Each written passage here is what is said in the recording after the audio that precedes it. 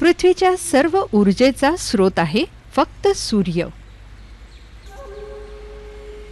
सूर्याची किरणं पानांवर पडताच झाडांची चूल पेटते. पानांमध्ये असंख्य हरित कण.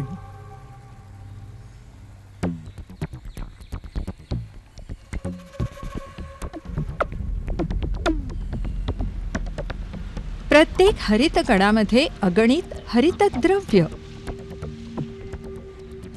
सूर्याच्या ऊर्जेनं प्रारंभ होतो कामाला.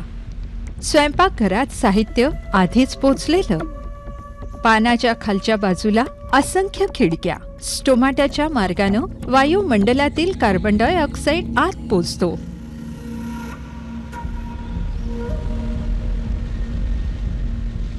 जमिनीच्या आतलं पाणी वर येतं.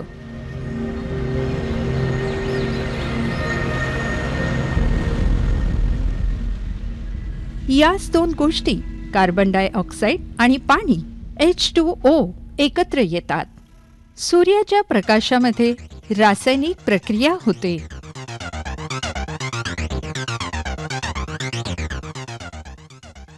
तयार होतात कर्बोदकं.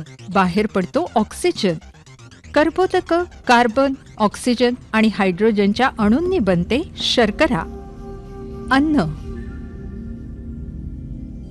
हिरव्या रोपांना म्हटलं जातं ऑटोट्रॉप्स.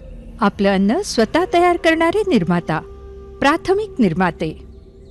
ते तयार करतात गरजेपेक्षा जरा जास्तच, आणि हेच अन्न जमा होतं रोपांच्या वेगवेगळ्या भागांमध्ये. अशा प्रकारे सूर्याची ऊर्जा पोचते झाडांमध्ये, आणि त्यातून अशी ऊर्जा बनते जी धरतीवरील सर्व जीवांना उपयुक्त ठरते.